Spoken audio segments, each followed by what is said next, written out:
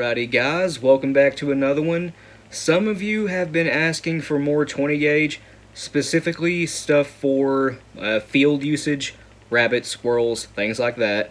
I've been doing quite a few of this style of video lately, so I figured why not give the 20 gauge guys what they're asking for. What I'm wanting to do is a 1 ounce assembly of 4-shot, and the issue with that is the wad that everyone likes to use for this is currently unavailable right now. It is the Remington SP20, or the, what do they call it now? It's not called the SP20 anymore. It is the Power Piston Hunting Wad. Well, they're not available right now, and apparently they have no idea when they will be available again, like all of their wads except for one, it seems.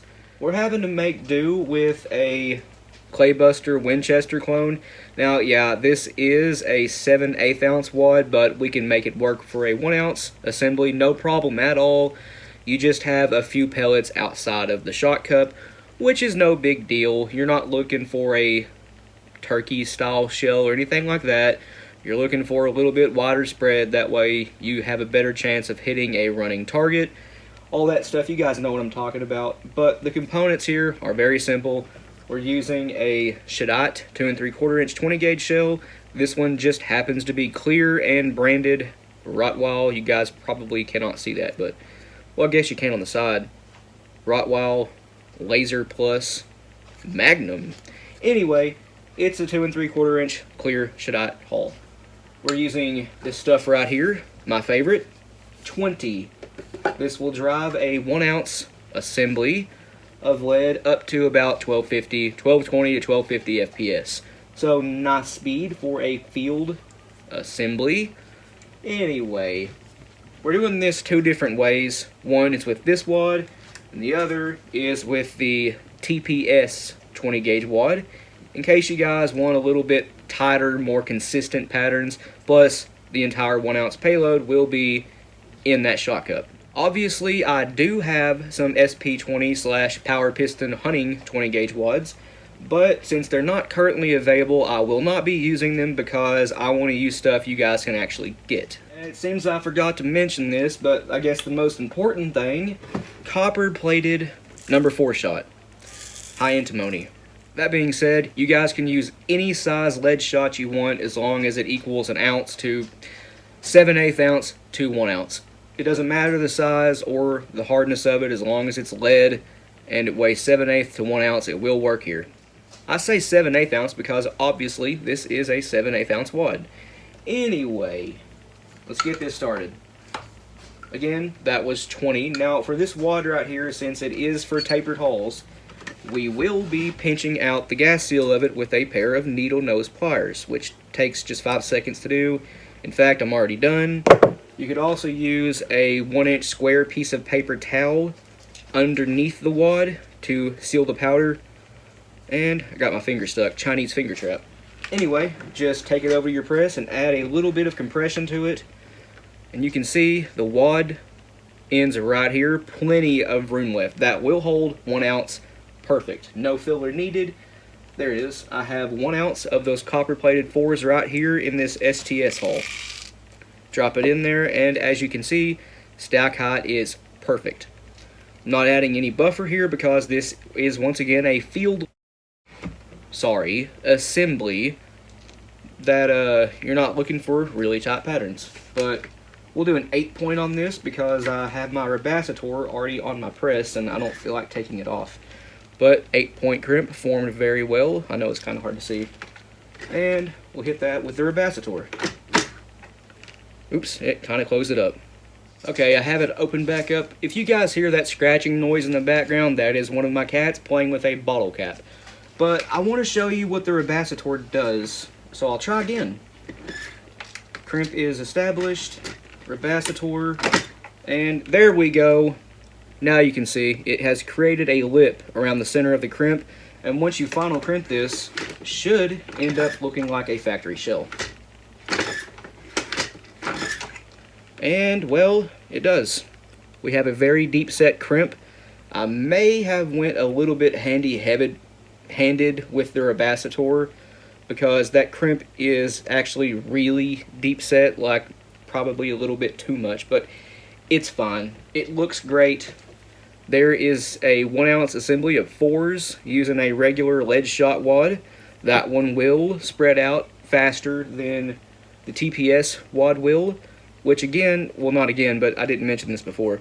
This is actually an LBC wad. I don't know why BPI calls them the TPS. I'm trying to show you. This has a ribbed texture going this way around the hull. LBC stands for a low bore contact, and the ribs, in between the ribs, the bore does not contact the plastic there. That's why it's called the LBC, low bore contact. But anyway, moving on. As you guys probably noticed, this wad is unslit. So I have Gary Caskey's 4-pedal adjustable 10 gauge wad slitter. Yes, it's 10 gauge, but it does work for 10, 12, 16, and most 20 gauge wads, this one included, as you're about to see. Now the LBC wads and the CSDs have little windows down here at the bottom. Those are the hinge points for the pedals. You need to cut directly into those. If you're using a ported choke, you don't have to worry about cutting it all the way down, because the choke will help grab the wad and strip it away from the shot. If you're using a flush mount or just non-ported chokes, well, these and the CSDs, it seems, have a problem where sometimes not all of the pellets will leave the wad, and you don't want that. It essentially turns into sort of a slug at that point, and that's, again, not what you really want. So I'll get these pedals lined up, and we'll give that a slit.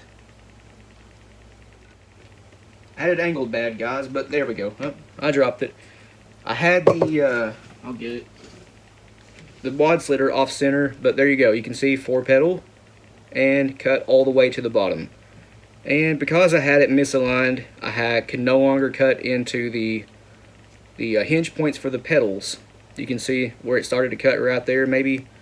Yeah.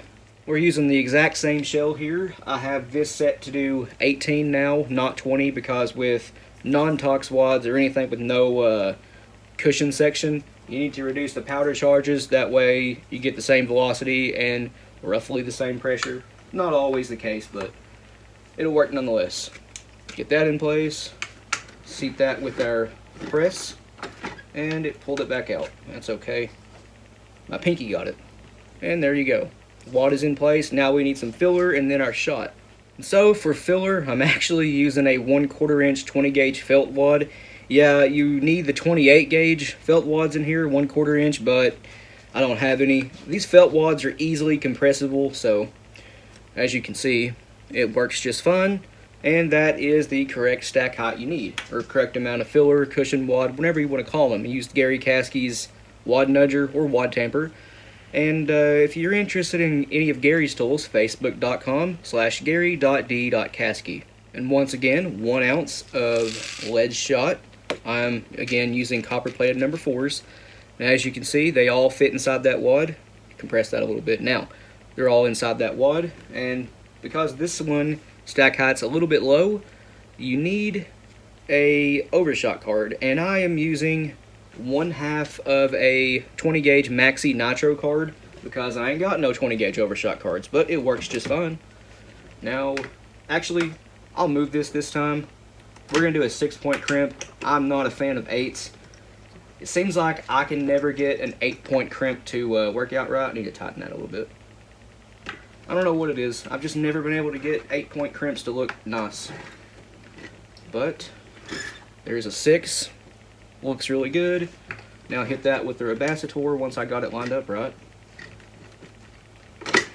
And it pulled it off. And it closed it up again. I don't know what's going on lately, guys, but the Claybuster are pretty much just closing my shells up. It's not really a problem. It's just excited to get the shell finished. That's all. But anyway, let's go ahead and close that up. And that one there, guys, looks perfect. Just like a factory shell, if 20 gauge factories were clear. And if you look, it ain't crushed nowhere. The pellets are not bulging the plastic out because that wad is nice and thick. That is just a great assembly right there. So there is 20 gauge, 1 ounce, 4-shot, 2 different ways using 2 different wads. This one is if you want a little bit more spread.